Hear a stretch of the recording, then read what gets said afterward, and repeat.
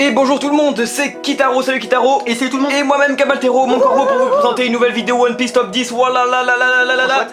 Après donc avoir vu les choses à savoir sur le manga, et ben cette fois on s'attaque au grand mystère de One Piece. Ah ouais, bien sûr c'est pas original mais bon on s'en fout. Alors bien sûr ne vous attendez pas à des réponses de notre part hein, car oui le net regorge d'hypothèses sur le sujet, mais pourtant aucune réponse sont vraiment valables. Ouais, et si c'est tout ce qui est théorie etc qui vous intéresse, et ben sachez que sur notre chaîne on a plein de petites vidéos hypothèses qui pourraient vous plaire. On a besoin de vues, ça nous fait du flouze, merci bien. Bref, si vous voulez encore briller en société et vous la péter dans la cour de récré, et ben ce top 10 One Piece c'est fait pour vous. Yeah, c'est parti, let's go.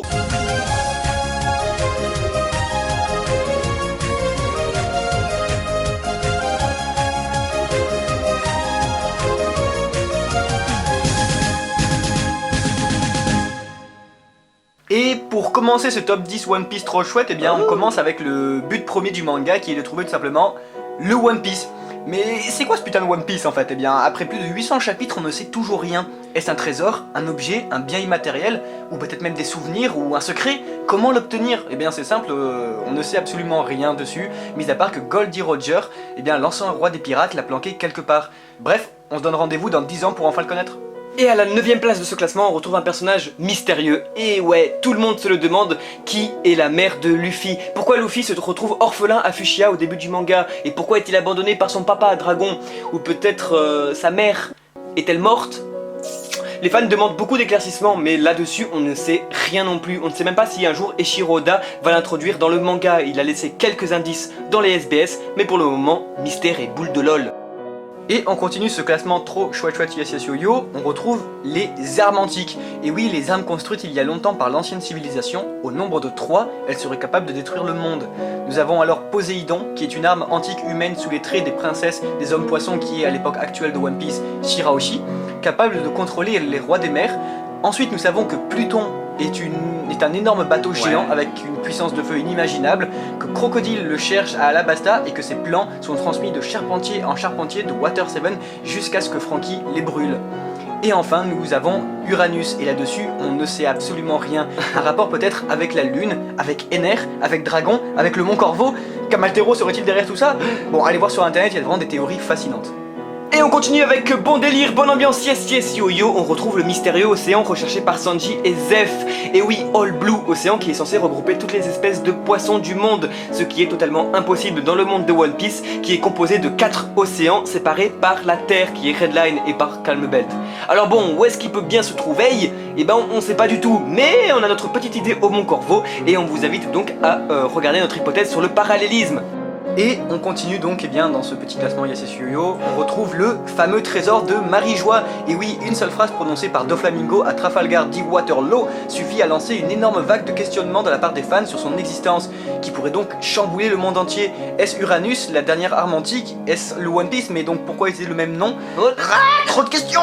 Et pour entamer donc la moitié du top 10, on va introduire le personnage le plus mystérieux et le plus attendu du manga, qui est le grand Vegapunk. Et ouais, vous pouvez pas le nier. Alors qui est-il? Comment se fait-il que cet homme a quand même 500 ans d'avance sur la civilisation humaine? Est-il super intelligent? Serait-ce un génie? Est-ce qu'il est humain au moins? Quel rôle va-t-il jouer? Encore une fois, mystère et boule de lol.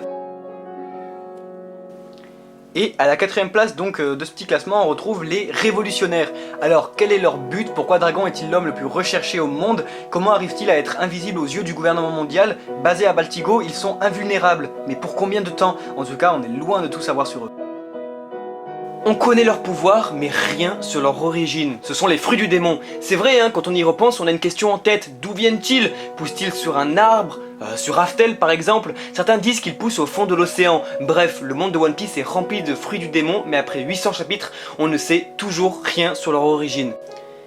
Et donc voilà qu'on arrive à la seconde position, et on retrouve donc la volonté du dé. Et oui, le premier mystère de One Piece, pourquoi certains personnages ont-ils un dé dans leur nom? Pourquoi seraient-ils en mourant? Seuls 2 personnages connaissaient son origine, Goldie Roger et Barbe Blanche seulement, et bien les 2 personnages sont morts. On sait que les porteurs du dé sont considérés par les Tenryubito comme leur ennemi direct, et il a fallu attendre 760 chapitres pour le savoir. Bref, une chose est sûre, c'est qu'ils ont un lien direct avec l'ancienne civilisation, et que tout cela sera révélé à la toute fin du manga. Et à la toute première place de ce classement, eh bien, on retrouve le plus grand mystère de One Piece, qui se trouve derrière le masque de Sogeking. Comment fait-il pour être si charismatique? Où se trouve l'île des snipers si ce n'est dans nos cœurs? Pourquoi a-t-il aidé les Mugiwara? Et quel lien entretient-il avec Usopp? Enfin bref, un personnage vraiment rempli de mystères. Voilà, merci Kidaro pour cette petite blague. On va quand même passer à la vraie première place.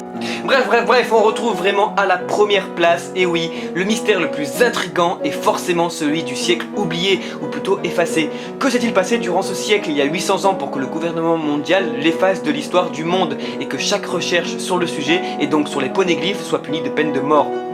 Le professeur Clever d'Ohara avait fait lui-même une hypothèse sur le sujet, mais s'est pris un booster call dans la gueule. Bon, et ouais, c'est à partir de ce moment que les fans du manga sont devenus complètement tarés à l'époque et ont commencé à leur tour à faire des hypothèses sur le manga, un peu comme nous quoi. Cela montre que le manga d'Eiichiro Oda est le seul manga et même BD au monde à provoquer un tel engouement, dont le passé est si mystérieux qu'il se transforme en légende puis en mythe. Et oui, l'histoire de Luffy n'est absolument rien dans la temporalité du monde de One Piece. Le background est autant installé que l'histoire du chapeau de paille, ce qui apporte énormément de questions et de mystères. Et voilà, ce second top 10 sur les mystères de One Piece est terminé, on espère qu'il vous aura plu. Ouais, surtout n'hésitez pas à balancer votre petite note, hein, c'est-à-dire sur vos connaissances. Si vous saviez par exemple 5 points sur 10, eh bien dites-nous j'ai eu 5 sur 10, etc. Ça nous aide à savoir où est-ce que vous en êtes dans vos connaissances One Piece. Et surtout, si vous avez appris grâce à cette vidéo. Et encore mieux, si vous avez des propositions de prochains top 10 que vous aimeriez voir, on est ouvert à tout. Ouais, en tout cas, eh ben, on se retrouve pour de nouvelles vidéos, donc nouvelles hypothèses, nouvelles reviews au Mon Corvo. Ciao tout le monde, salut.